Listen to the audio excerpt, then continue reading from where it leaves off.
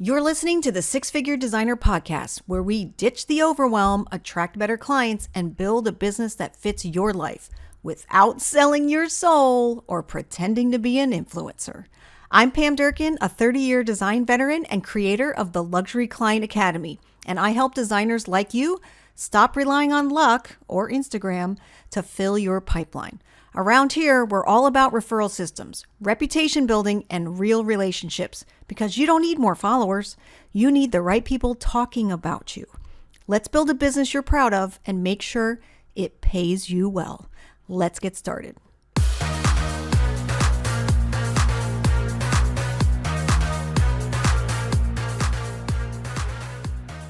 So hi, everyone. Thanks again for joining me for another episode of the podcast. Today, I actually have one of my coaching clients, Andrea, and she's going to be giving you guys a little behind the scenes peek as to what goes on in the coaching at the Luxury Client Academy. So Andrea, first of all, thank you so much for being here today and joining me on the podcast.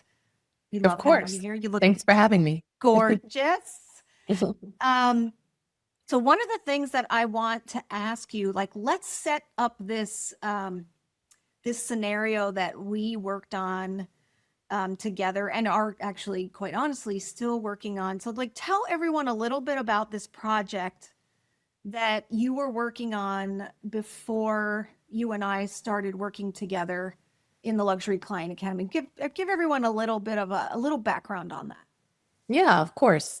So I have almost 20 years of experience as a designer, and I have a ton of experience, developing design and selecting finishes, even selecting furnitures and fabrics. But what I don't have is I do not have a lot of experience with the actual purchasing side of furniture or the FF&E package. Right. And with this particular client, I was under the impression that we were going to continue working with a retailer who would do all of the purchasing. So they would I would make all of the selection, select all of the fabrics, finishes, that sort of thing. And then I would basically hand that over and they would take over. But what developed along the way, unfortunately, is that they were no longer going to be in the picture and that I would need to. You are now taking it over. Yeah. And so had a little bit of a freak out moment. Yeah. And I think I want to give people context, if you're okay with this, that these are large homes. And actually for this client, you're working on 2 homes simultaneously. Yes. Right. So why don't you tell me the square footage of each of those homes? Yeah. So they're both between 8,000 and 9,000 square feet. Okay. So they're large projects, right? Yeah. And complete projects, new construction. Construction, right? Yeah. And they're in one of our most wealthiest parts of town. Yes. Yes. And they're equal in value for the most part, correct? Yes, for the most part. So, and the other complicated process is they have the same schedule for the most part. And so to give you guys some context, one is a spec home and the second one is this person's private home. Are you okay divulging the value of each of these homes? Because it's pretty impressive. Yeah. So I don't know for the personal residence. I'm guessing it's probably a little bit more, but for the spec home, it's going to go on the market for around 30 million. Yeah. So y'all sitting there going, so when we talk about Andrea, discovering that she's going to cut her teeth on purchasing for the first time. Yeah. This isn't, some little endeavor. A living room. Yeah. It's not just the living room. It's like the whole house times 2 of these 2 incredible properties, which, we all can't wait to see come to fruition. I've already seen all the concepts, drawings and everything. So it's incredible. But what was going through your mind actually we started working together right around this time that you discovered that you were now going to get the purchasing part of the items that were open Yes. for these projects. And how did that make you feel? Like, what was going on in your mind when you discovered when you Well, I mean, I had a little bit of a panic attack, which I think most Yep, people could relate to, but ongoing, yep, an ongoing. yeah, but I mean, I've been out on my own for a few years, and already knew that I needed guidance on the business side, but this was like, oh my gosh, A like whole nother thing. I'm gonna need someone to help guide me. Like there's no way, Mhm. this isn't one of those situations where you can just sort of fumble through and you're gonna figure it out. I mean, I guess you could, but the high likelihood is it's gonna be Do you want a to? hot mess, Yeah. so absolutely. I was just so happy to have someone to help guide me through that process.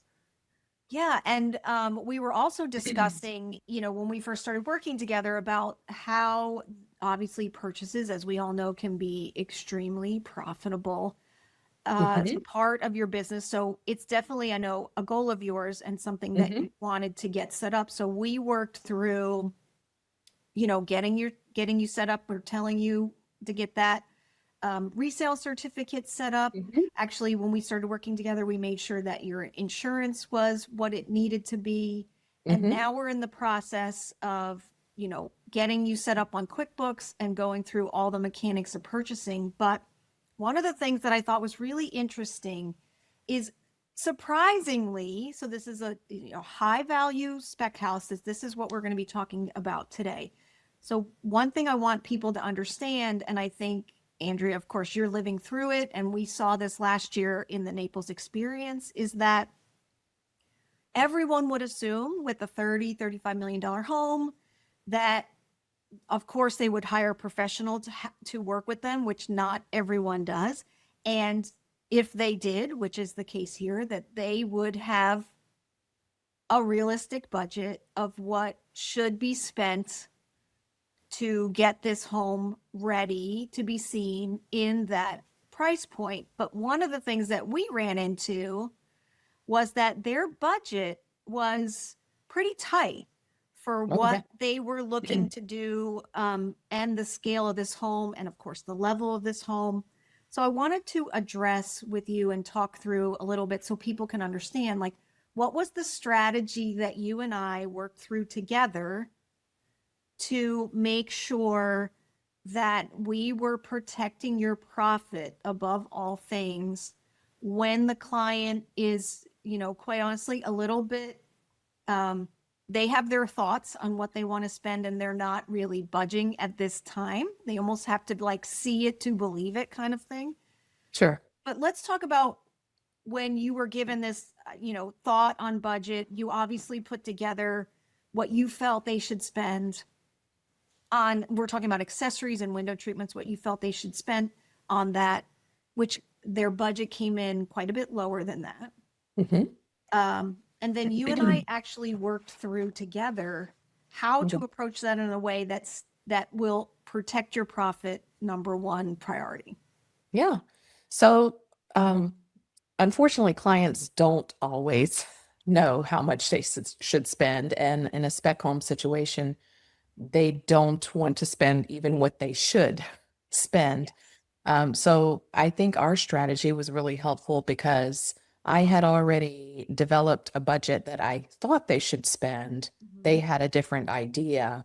And I think a lot of times, with designers, what we do is when we find out the budget is shrinking, we also feel like our income Your for the profit project shrink. is going to Mhm. have to shrink. Mhm. And so the realization here was that we just have to come from a different approach, and we have to make sure that our profit and our margin is set, and then we back into Mhm. what the client actually wants to spend. So it's just a different approach.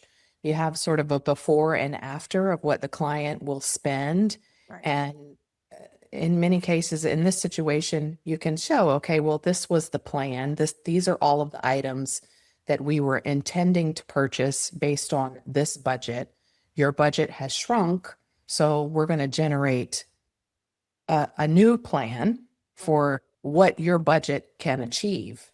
but all the time protecting um, Yes.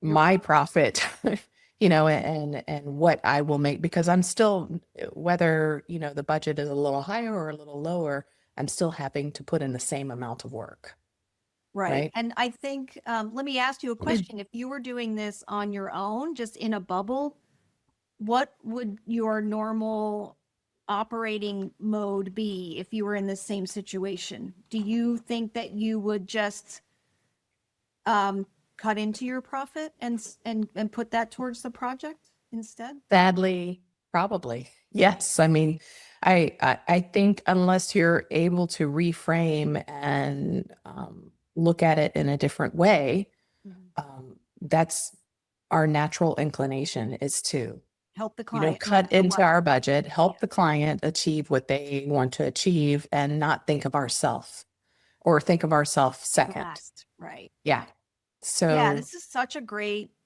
lesson to learn because the other thing is, while we were talking about this, the budget that was being allowed or presented or whatever, there's a couple things at play here with this client. It's a spec home, so no emotional attachment. It's mhm, probably going to be different on their home. So when it's a spec home, there's a different mindset. So for yeah, those of you working with investors, you have to yeah, understand that they're not emotionally attached. So right. it's really a numbers game.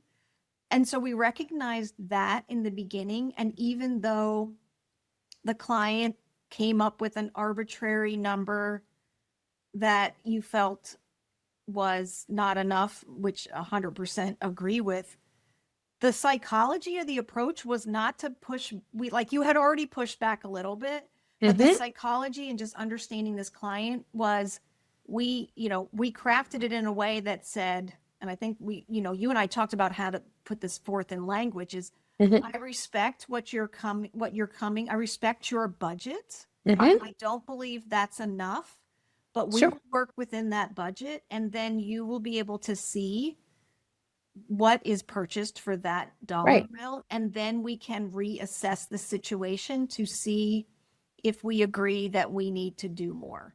Right. And ultimately, I think it just validated that we are the experts. I am the expert because I've shown you this is what I think. This is what we can achieve with your budget. If we deliver that and you want to add more, you can, you Right. know.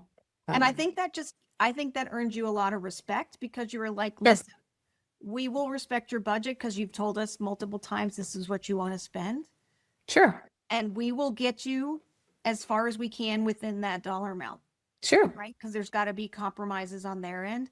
Now, Yeah. one thing I want the audience to know is that, Andrea's working with this client on multiple projects. So it's not like this is a one and done and, all of that, but there are other things at play here. So we were talking about that psychology of, okay, what do we need to do to make sure that the client understands that we are the expert and we've given that thought process to where we think it should be, but we're also respecting their boundaries that they've been very clear about on what they want to spend, and that we are still willing to work within those boundaries. And, of course, and then Andrea and I privately were talking about that's fine. We're willing Mhm. to do that, but we are not giving up Andrea's profit to Right. help someone with their multi-million-dollar spec house at the detriment of Andrea's checking Right. account, right? Right. I So mean, it almost at the like end of the softens day, the blow, right? Like you feel like, okay, so we're going to do less of a scope than we think we should be doing, but we're also still making what we need to make. yeah, absolutely. So it feels like you don't feel taken advantage of Right. like you would have Absolutely. if you, right? Okay. Right. It's just a reframing. I It's like just, that, how you're saying yeah. that. It's totally reframing. And sometimes we Yeah. need to reframe. Yeah. Yeah. Absolutely. Instead of taking away from our stuff, you can be like, that's fine. Right. I hear what you're saying. We're going to have to make some sacrifices there, but it's not coming out of my profit. Right. I mean, And obviously, we and didn't just tell them that, having, but yeah, absolutely. But just having your guidance to help me look at it from a different angle, it did soften the blow of having to simplify, because sometimes as designers, we want to take something, all the way. Well, of course we Um, do, but we also have to realize that it's not always going to happen. And what's the trade-off there? I mean, this is an sure, incredible project.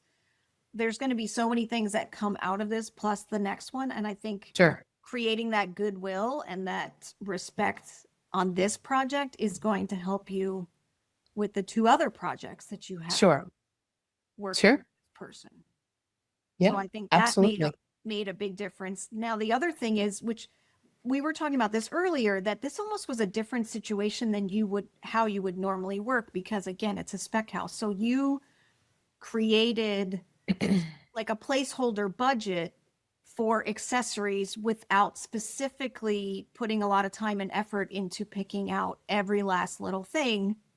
So now we're at the point, which is really interesting, because I think I'm so glad that we were able to work it this way. It's like, now you know how much money you have to spend Hmm.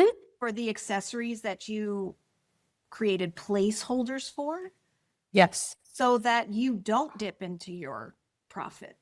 yes, Yeah, so you already know, like at the end of the day, I already know how much money I have to spend yes. on these items. And I already know that I've protected my profit moving forward, because we kind of backed into it, right? Yeah, absolutely. So, Yeah. so it's short, so it will simplify basically Yeah. Give you as, those guardrails, right? On where you yes. need to spend. And you even put Andrea's very organized, like many of you are. She did a whole Yeah. spreadsheet and she Yeah. did all these things. And that's how she came up with her final like budget of what she thought felt was appropriate. And Hmm. then when things got cut out, we actually went through the plans, and I was like, oh, you have too many things here, too many pillows there. Let's cut all these things out, and to try to get down closer to what he wanted to spend, which was still more than he wanted to Yeah. spend, which tells you something. But anyway, and then from there, you've been calling it back to get you to that number and understanding what those costs have to be. And you've already Yes. like moved the profit money into like another bucket. So you don't even have to worry Right. about it, right? Right. That's all done. Yeah. That's all done. So part of the puzzle has been removed, and we just now have to select within these guardrails and We're going get to it take it from there. delivered. We're going to run with it, right? Yes. Yeah. And then, so what do you think the biggest shift happened when we worked through that together? When we were talking about protecting your profit, how to present this to him in a way that's respectful. How do you think that's shifted your thinking moving forward? I think that it just sort of established a process for me instead of always focusing on the design, focusing on what gets delivered for the client, is starting to make sure that I'm doing things in a way, it is just basically setting up my process so that profitability comes at the front line, Ooh, I love that. right? Profits Prof, first. Right. yes, profit first, and then, I think that's a mistake or a misstep that a lot of us make, is that we think of that last. Mm-hmm. And then we get to the end of the project and we do a redux, or, we start to look at our bank account and we wonder, What happened? yeah. Where'd all the So, money go? right. And at the end of the day, yes, this is most of us, we do this because it's our passion. This is what we love. But Right. this is also a business, you know, Yeah. And if if you can't keep the lights on, then it's a you can problem. never, yeah, you can't ever help anybody else, right? You can ever do other projects for other people, because Right. you're already, behind the eight ball. Now I know Right. that giving we're kind of in the midst of this now, because we're in the process of like, so you've gotten the approval Hmm. from the client for this, budgetary number for the accessories and the window treatments, and now we're in the process of finding those things and doing purchasing. So one of the things that you and I are working on now is the the process behind purchasing. So why don't you talk a little bit about, because we even had a coaching call today about this. So let's just talk a little bit about how that feels for you, just knowing that you can you can call me. Oh Say, my how do we go God. ahead and do this? How do we set this up in QuickBooks? How do we set aside this money? What do we do? Yeah, I mean, it's obviously it's very uncomfortable Yeah. for me because uh I this is an area of this career that I do not have a lot of experience with or knowledge with. Yeah. And so I'm at a growing pains Yeah. point Yeah. where I'm now trying to fill in this whole other, I mean, Skill procurement. set, right? Yeah. Yeah, procurement is a whole nother animal. It's a whole nother part of a project. And so just figuring out all of those things, having someone to sort of guide me through that step by step. And this is the process, and this is how it works, and this is what you do first, and this is what you do so that at tax time, Mhm. you don't have a big cluster, all of those things. I mean, it's just, I don't know how I could do it without it. Even if I did have more experience with this, just having a second person Mhm. to weigh in with their experience, Yeah. it's just invaluable to me. Yeah, I think that the one thing is, we'll probably, so Andrea's very, I think, likes to do a lot of things online and do everything Mhm. digitally. And I'm more a paper girl. And we were talking about that today. But Yes. the great thing is that the process is still the same. So there are things that I can, talk to you about the process of why I use, what do I do in that process to capture the information, Hmm. make sure the changes are, it's the most up to date when you're pricing, to understand where your paperwork is in the process. All of that is still the same, regardless if it's a paper version or it's a digital version. So I think that Yeah. it almost doesn't matter how we, execute that, but then you have the information and the safeguards, because a lot of the purchasing that I do, there's a lot of safeguards in place. And even though, and you are as well, is that it's just us doing the purchasing for the most part. We might have a bookkeeper help us with inputting some things, but it's almost like it's all after the fact. I know some people listening have told me horror stories about people in their office like purchasing things twice and all of that. This process eliminates that problem because Sure. it has those checks and balances in Sure. place. So And absolutely, the way that you were explaining it to me earlier today, and your process and how you keep things and what you record, even though a lot of that was on paper, in my mind as you're explaining, I was just, running through, okay, this is a digital folder, and I would keep this here and this here and this here, but it's all together so that if I needed to go and track any details of that particular purchase, it's all right there. Right. And so just establishing that process, so that you're not trying to, build the plane as you're flying. yes. I think that's just given me a lot of peace of mind.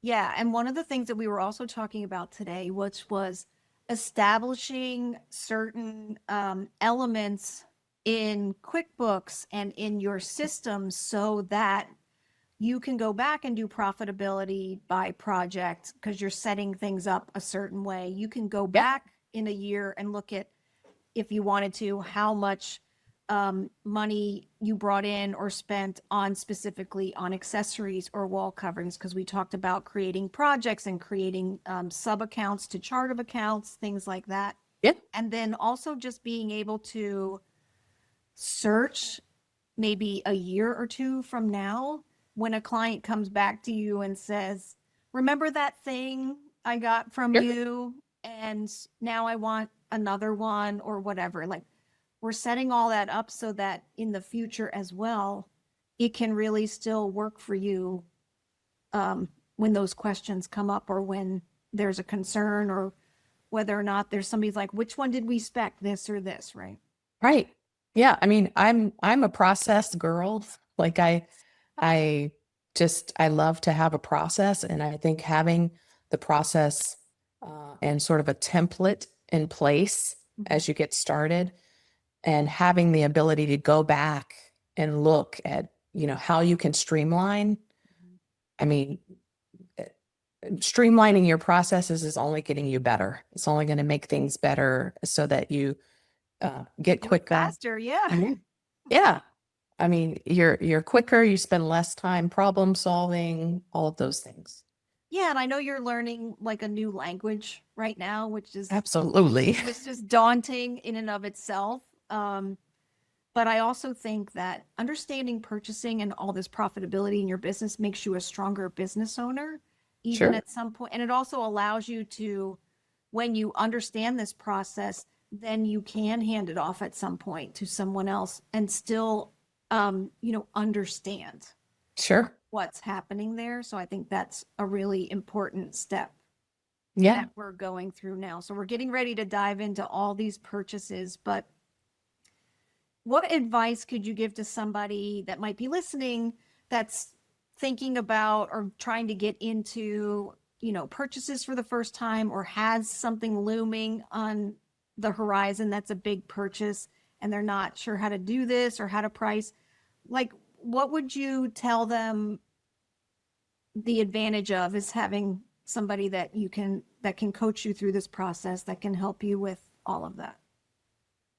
Yeah, I mean, I personally, I'm the type of person that I'm always, instead of reaching out for help, I just figure it out. Yeah. Yeah. I always try to just figure it out for myself. And I think that, there's something to be said about that. But then I also think that there's nothing wrong with asking for help, or getting help when you know that you need it. Yeah. And I think it only makes you better in a more efficient way if you have someone to guide you through a process. Um, I don't want to spend a lot of time trying to figure this out. I frankly don't have the time because I've sort of been thrust into this. And like you Yeah. said, this isn't just a living room. It's a big deal, Right. multiple big deals. Yeah. So, um, reaching out for help, getting the help that and guidance that you need, Mhm. um, it just makes you better in a quicker way. Yeah, I agree. And even one of the things that we were kind of working through today was just a calculation that was you know, misallocated, right? Sure. And even though you figured all that out on your own, meaning you figured out how to set aside the calculations and what to do, it was actually being miscalculated. You just didn't know because Sure. you didn't realize like what happens when you sell things and you bundle things and all Sure. make materials and labor together, right? Yeah, and that's a huge part of it, is that you don't know what you don't know Yeah. when you're diving into something new. So yes, you can dive in and you can figure it out as you go, but you're most likely going to be making a lot of mistakes and leaving money on the table. And um, finding that out sooner rather than later Yeah. is only a benefit, right? Yeah, absolutely.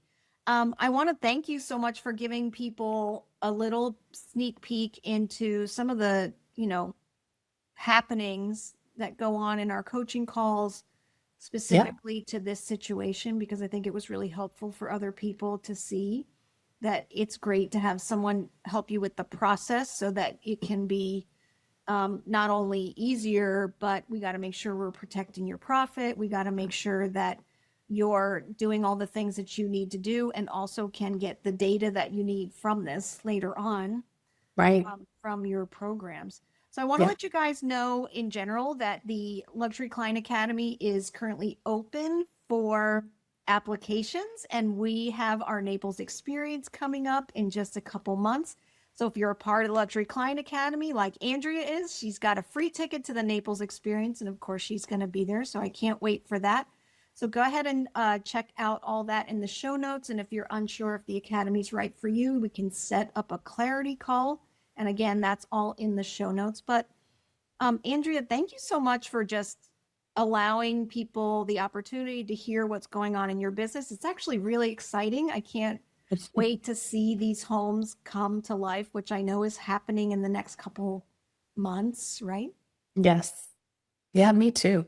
I know. So I'm so glad you were here today. And I just want to thank you so much for your time and just being open and honest with what's going on in your business. Of course. I've enjoyed it. Thanks so much.